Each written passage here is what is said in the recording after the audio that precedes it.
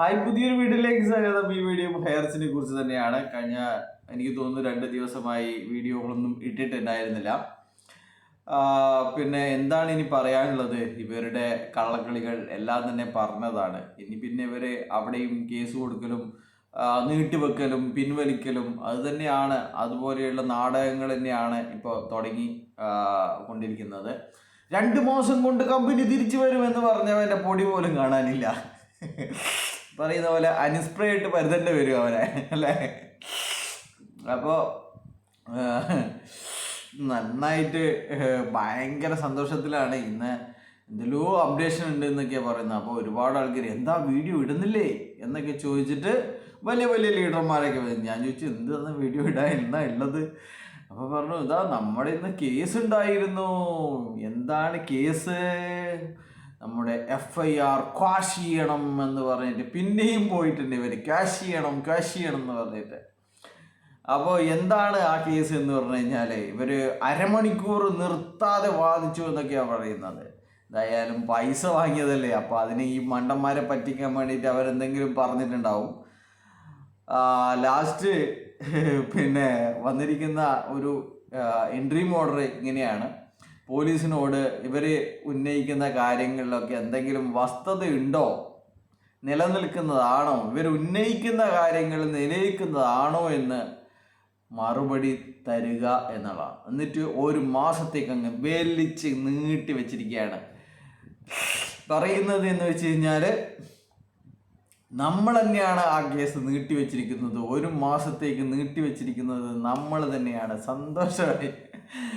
ചിലപ്പോൾ 2 ആഴ്ച കൊണ്ടോ അല്ലെങ്കിൽ 1 ആഴ്ച കൊണ്ടോ ഒക്കെ മറുപടി പറഞ്ഞു കഴിഞ്ഞാൽ ഈ കേസ് അതോടുകൂടി തീർന്നു പോകില്ലേ. അതുകൊണ്ട് നമുക്ക് 4 ആഴ്ചത്തേക്ക് നീട്ടി വെച്ച് കഴിഞ്ഞാൽ അത്രയും കാലം നമുക്ക് പറയാലോ നമ്മളെ കേസുണ്ട്, നമ്മൾ ഫൈറ്റ് ചെയ്തുകൊണ്ടിരിക്കുകയാണ്, അല്ലേ?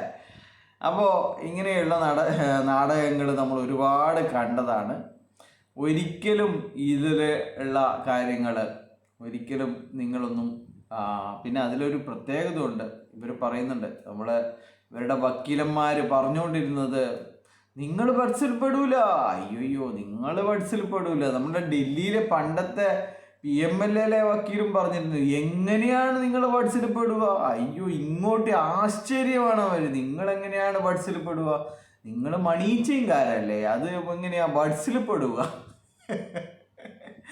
മണീച്ചയുംകാർ ബഡ്സിൽപ്പെടൂല, നിക്ഷേപം വാങ്ങിയവർ മാത്രമേ ബഡ്സിൽപ്പെടൂല. അതിങ്ങനെ ഈ പിന്നെ എന്താണ് പ്രൈവറ്റ് ബാങ്ക്, അങ്ങനെയുള്ള കുറിക്കമ്പനി, അങ്ങനെയുള്ള കമ്പനികൾ മാത്രം, ഫിനാൻസ് സ്ഥാപനങ്ങൾ മാത്രമേ ബഡ്സിൽ പെടുള്ളൂ. നിങ്ങൾ മണീച്ചയിലാണ്, അതുകൊണ്ട് നിങ്ങളൊരിക്കലും ബഡ്സിൽ പെടില്ല എന്നാണ് ഇവർ ധരിച്ചു വച്ചിരിക്കുന്നത്.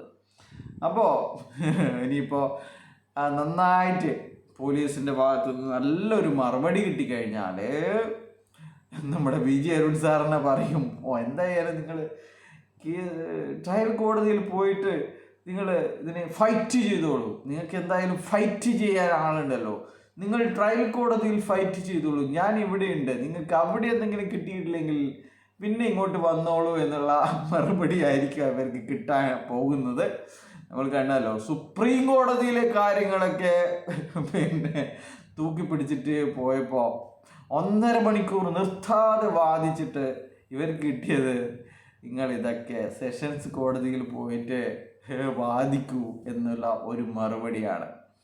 ഇത് തന്നെ നിങ്ങൾ പ്രതീക്ഷിക്കേണ്ടതുള്ളൂ. നിങ്ങൾ ഒരിക്കലും മണീച്ചൻകാരാവാതിരിക്കില്ല, മണീച്ചൻകാരനെയാണ്. നിങ്ങളൊക്കെ മരിച്ചു പോയി കഴിഞ്ഞാലും നിങ്ങൾ മരിച്ചു, മണീച്ചൻ ചെയ്തവൻ മരിച്ചു എന്നൊക്കെ. ഞാൻ കഴിഞ്ഞ ദിവസം നമ്മുടെ നാട്ടിൻ്റെ കൂടെ ജംഗ്ഷനിലേക്കൂടെ നടക്കുവാണ്. ആ സമയത്ത് പിന്നെ ഒരു ലോട്ടറി കച്ചവടവും കാര്യങ്ങളൊക്കെ ആയിട്ട് ഒരു ചെറിയ ഷോപ്പൊക്കെ ആയിട്ടുള്ള ആളാണ്. അപ്പോൾ ഒരാളോട് ഇങ്ങനെ എന്തോ അയാൾ മൂഡൗട്ടായിട്ടിരിക്കുന്ന സമയത്ത് ഇവർ കളിയാക്കുന്നതാണ്, എടാ നീ മണീച്ച് മറ്റേ ഹൈറിച്ചിലായിട്ട് പൈസ കിട്ടണോ? അപ്പോൾ ഞാൻ തിരിഞ്ഞു. അപ്പോൾ ഇതാണ് ആൾക്കാരുടെ അവസ്ഥ.